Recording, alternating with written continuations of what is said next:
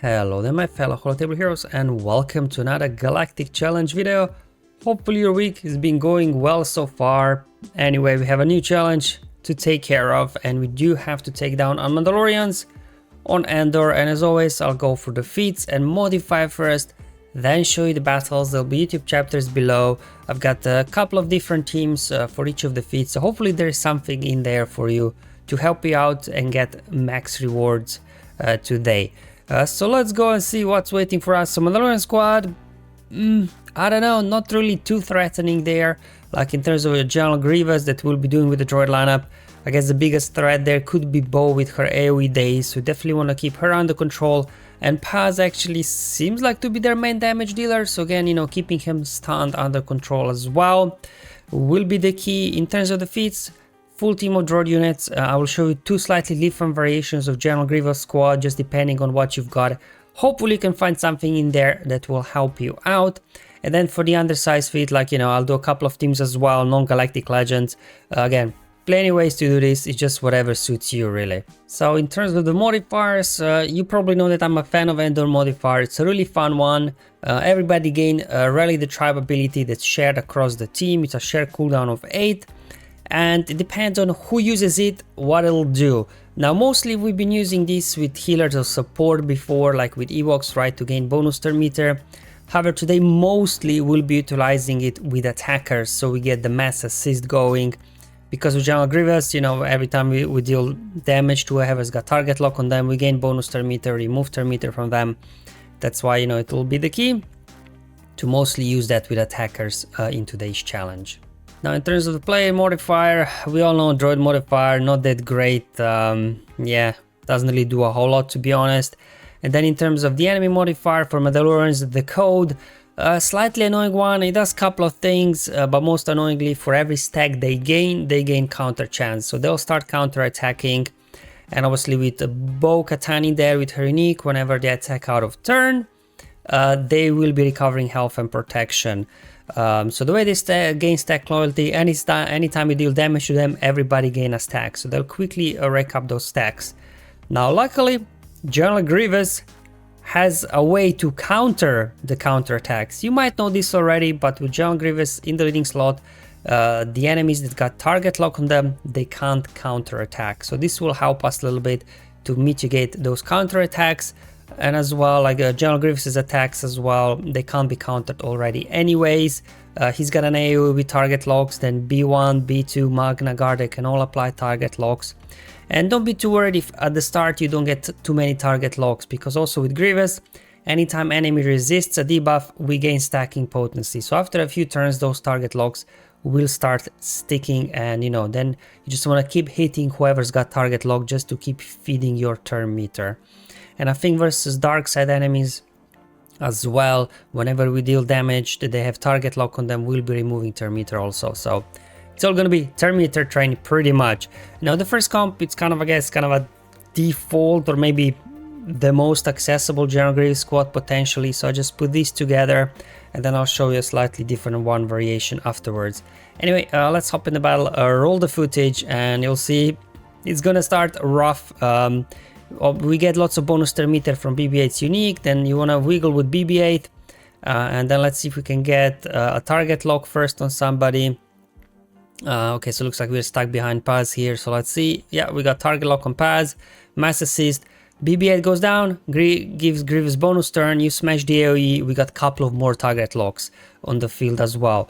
Now we do an AoE, so we get more damage on target locks, more turn meter for a team. Let's go ahead and what do you want to do here?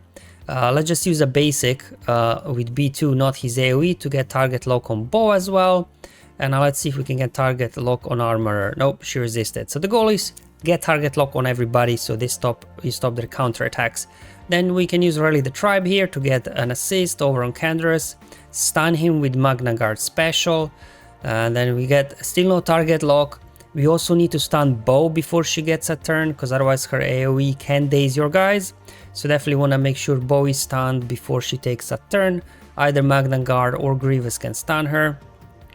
Alright, just speeding up the footage, this will take a while. Now they can still assist, right? But they can't counterattack. But because in their armor is counter-attacking, then she's calling somebody to assist. But anyway, we got now finally target lock on her as well. Let's again use Rally the Tribe ability, targeting Canderous, pushing back his turn meter. So now they all got target locks, they won't be counter-attacking. Let's smash the AoE, remove some turn meter, smash another AoE, more turn meter for us. Again, stun Canderous, speeding up the footage, it takes a while. There we go. It's also worth mentioning that Grievous is stacking his health, which means his damage will start going up, and also he's reducing the target's enemy health on his special. So don't be worried if this battle kind of is slow, not going anywhere. Eventually Grievous will start hitting big and take everybody down. So after we take care of Canderous, we go after Bow just to stop their healing. Then we'll go after Armorer next. So she doesn't, you know, give out more Beskar. Well, yeah, there we go. We got her down.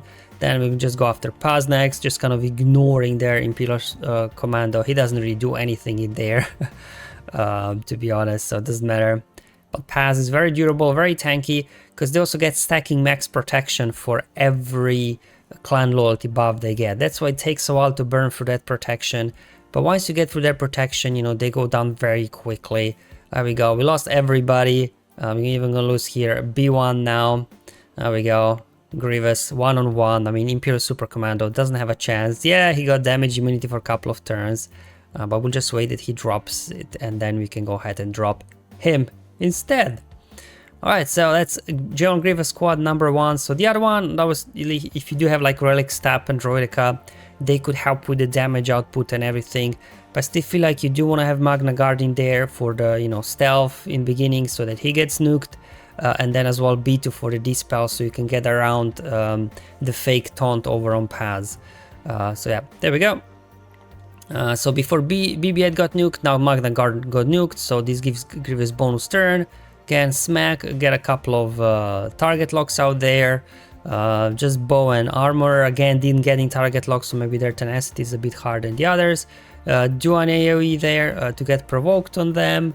Get a stun on, again, make sure you stun Bow so she doesn't AoE your guys. And let's go ahead and target their armor. Nothing still in terms of target locks. Let's go ahead, hit target lock over there. Let's get a mass assist on Canderous. Oop, that did a whole bunch of nothing. Okay, let's go ahead, I guess, smack another AoE. All right. Sure, let's go ahead and get a buff dispel going. Yeah, armor is really annoying. We really need to get target lock on her just to stop her. Let's see if we can get a stun. Okay, and target lock, good. So everybody target locked, and now we can start smacking these people. Just, you know, again, speeding up the footage. Make sure to use with one of the attackers the Rally the Tribe ability so you get assist. So you can see definitely feels like with STAP and Droidica that, you know, you have a bit more damage output. The enemies are going down faster.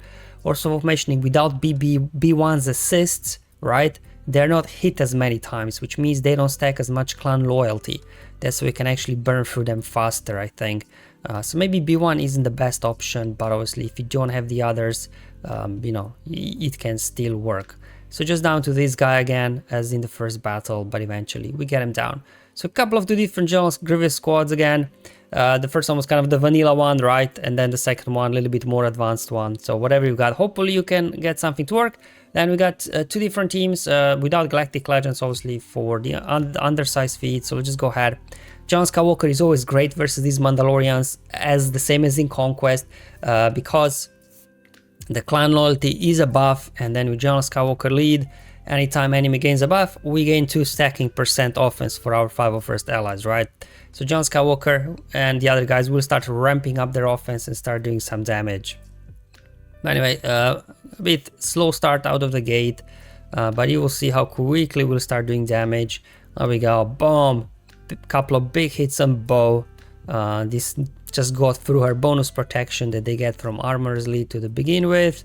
Ooh, almost got Bow down. There we go, down she goes, so they won't be now anymore recovering health and protection whenever they attack out of turn. That's why she should be our first target. We also got daze on a few folks, which helps us a little bit slow them down. Unfortunately, Armor put 3 stacks of Beskar already on Canderous, so we can't crit him, so we'll have to, I guess, use aerial advantage on him. Otherwise he'll be very difficult to take down. So whoever got the first 1 stacks of Beskar, whoever that would be, you will want to use aerial advantage on them, so that you can just take them out, because you won't be able to crit them, so they could cause some problems. Here I was debating aerial advantage, form up. I went to decide to do form up just to make sure Gas gets up before we lose somebody. As you can see, not doing a whole lot of damage versus him with 3 stacks of Beskar, so just hopped back over on armor, again using mass assist from the Rally the Tribe ability. There we go, aerial advantage. Got Canderous down, and now at this point we can just hit full auto, right? They can't do a whole lot, to be honest. Yeah, so as you can see, John Skywalker works really well just because all these stacks they're gaining, just juicing up our offense, and Gas starts really hitting hard. As you can see, we already got down Paz, and then yeah, that's fine, just down to Imperial Super Commando, early advantage, and he went down. And now we have the king of the undersize feat, right? This feat should really be called the Darth Bane feat. Bane, Malak, you go in, you hit auto, and you are good to go. But obviously you can use Galactic Legends if you want. And that's all what I wanted to show you today, guys. Hopefully you find this video useful and helpful. Let me know in the comments below how you guys are getting on. But until then, have fun, enjoy your life, and may the RNG be with you. And I'll just let the footage play out and give you some background music. I'll see you in the next one.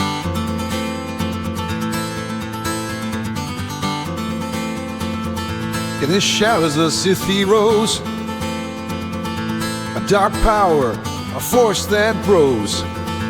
From the ashes of brotherhood, he forged a path misunderstood. Darth Bane, the rule of 2, master apprentice, the dark side's view. With the power, the dark he reigns. In the galaxy, he leaves his chains.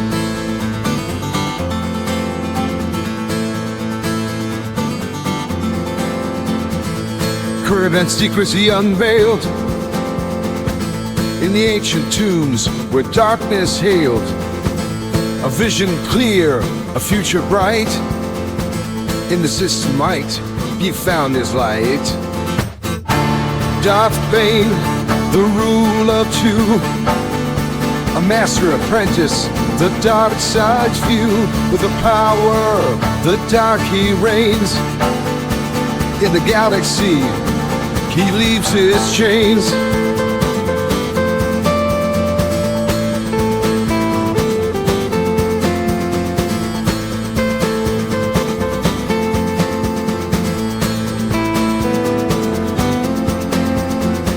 Through trials and pain he stood tall. In the dark side's grip he gave his all. A legacy born in the Sith's name, forever etched, Darth Bane's fame. Darth Bane, the rule of 2, a master apprentice, the dark side's view. With the power, the dark he reigns. In the galaxy, he leaves his chains.